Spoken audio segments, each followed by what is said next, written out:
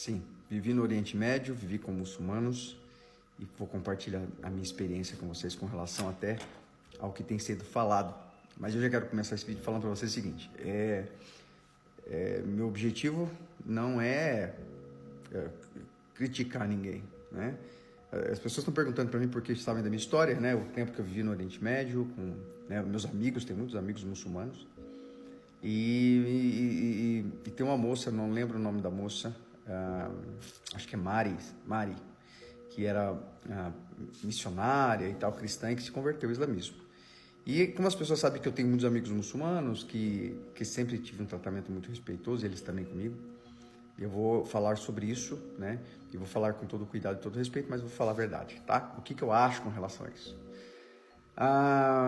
O que acontece é o seguinte: a Bíblia fala, se não me engano, em Mateus 11, 27, 28, diz assim: ninguém conhece o filho se não for o pai. E ninguém conhece o pai se não for o filho, né? Ou aquele a quem o filho quiser revelar.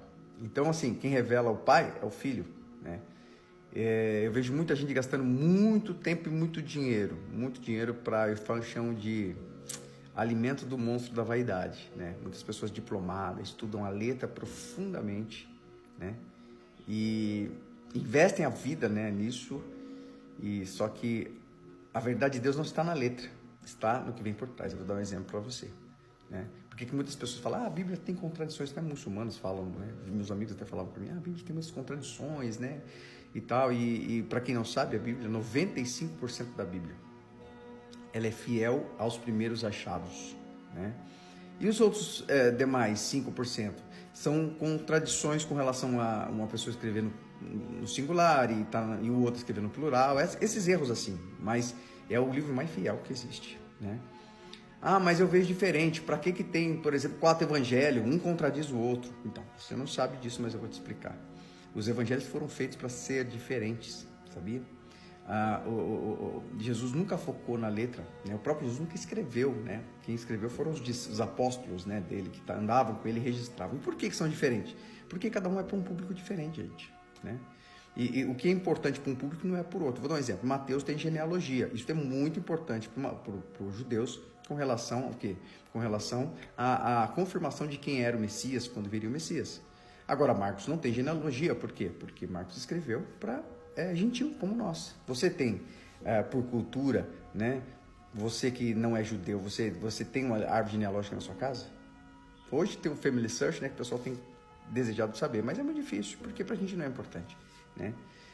O judeu tinha que confirmar de onde veio a linhagem do Messias, porque isso era um pré-requisito importante. Agora, eu que sou gentil, era importante para mim o que ele representava e o que ele fez, e a pessoa de Jesus, e se eu posso experimentar isso hoje, isso é um ponto importante. Eu vi mais ou menos falar sobre essa moça e me perguntaram: pô, Bira, mas por que ela deixou? Essa é a minha visão com mais de 20 anos de experiência com relação a isso, tá? Eu vi muita gente deixar.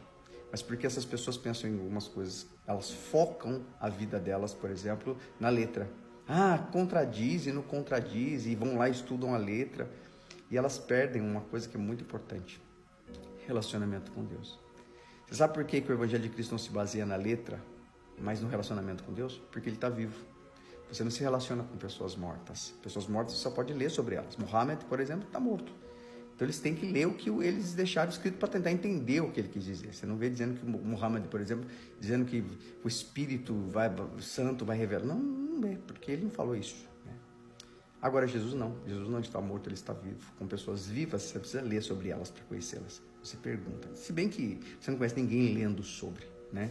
O máximo que você consegue fazer é saber sobre aquela pessoa. Então, por que Jesus deixou o Espírito Santo, né? Enviou o Espírito Santo para que nós pudéssemos ter a mente de Cristo em nós e pudéssemos nos relacionar, né? E aí você fala: como assim se relacionar? Eu falar com Deus, ele fala comigo, falo com Deus, ele fala comigo? Não somente isso. O Evangelho, ele é um livro, não é um livro comum. Ele expressa sentimentos, ele expressa espírito, ele tem vida. A Bíblia fala que Jesus fala: as palavras que você tem dito são espírito e vida, ou seja, é viva. Ela se adapta à sua vida e se traduz na sua vida. Então cada um pode ter uma revelação? Não, porque foi deixado escrito o que exatamente, né? Aonde exatamente vou verificar. Então, quando eu tenho relacionamento com Deus, eu estou triste, eu oro e peço, eu sinto a paz, é uma experiência física, né? Eu preciso de uma solução num problema e eu peço a Ele e de repente eu vejo aquela solução no problema, Então isso é uma experiência física. Então eu estou me relacionando com alguém vivo, né? É a única religião que faz isso, nenhuma outra. Ponto importante também que eu queria citar para vocês, assim, o evangelho não é focado em religião, tá? O islamismo, o budismo, tudo é citado como religião. O evangelho, o foco de Deus foi criar uma religião. Jesus não quis criar uma religião. Ele quis criar pessoas que tivessem ligação direta com Deus através dele. Como diz em Timóteo, o único mediador entre Deus e os homens, Jesus, só. Então, quem que é Jesus hoje? O Espírito Santo em nós, tá? Só para que a gente entenda. Então, o que acontece? Essa menina, provavelmente, ela entendeu errado.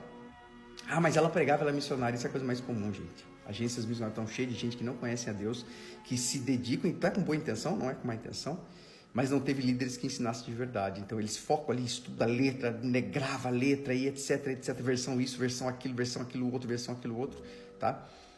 E eles são formados como servos de Deus. Só que Deus pagou o preço de filho para comprar filhos, não servos. Ele diz, olha, meu jugo é suave, meu fardo é leve. Essas pessoas, elas se cansam. Todo aquele que conhece a letra, mas não conhece a pessoa de Deus, ele vai se cansar. Ele vai se cansar e vai chegar um momento que ele vai ser conflitado na letra, ele não vai saber responder. E aí vai gerar a dúvida que muitas vezes, que eu acho que aconteceu até com essa moça, Mari, né? A dúvida que tirou ela da presença de Deus. Assim, como filha de Deus. E ela se voltou ao islamismo, porque eles focam muito nessa coisa de, olha, o Alcorão é um só, e sempre foi um só. Deixa eu contar uma coisa para vocês, eu não sei se vocês sabem, mas o Alcorão, ele tinha sete modos de recitação, tá? O que acontece? Como assim, Bira? Existia 7 Alcorão? Sim, 7 modos de recitação. E eu vou te mostrar aqui como isso é fato. O que aconteceu? Está escrito, inclusive, nos livros islâmicos. Então tá aqui a referência, você vê escrito aqui embaixo, né? Eles chamam de Ultima, né? Eles tinham 7 modos de recitar, né? Um compilado do Alcorão, e ele tinha 7. E esse cara, esse líder religioso, né? Ele enviou ali, ele pediu que pegassem todas as cópias, fizessem uma coisa só, e depois, nessa parte que está grifada aqui embaixo, vocês vão ver escrito o material, né? Escrito, fragmentado do manuscrito, e todas as cópias devem ser queimadas. Então, esse cara, né, Ultima, ele foi lá e pegou e fez... Tinham 7 maneiras de recitar, né?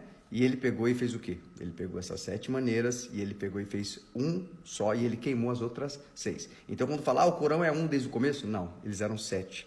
E esse cara fez esse compilado. Aí você me diz, onde você prova isso, viu? Aqui, ó, escrito, ó, tá?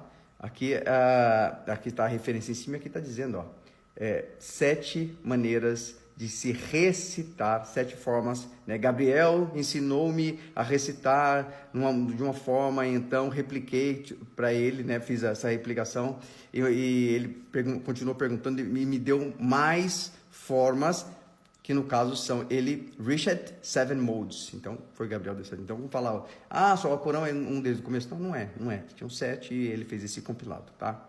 Então que é o Corão que o pessoal está lendo aí? Esse Alcorão foi desenvolvido em 1924, 10 de julho de 1924 aqui, ó.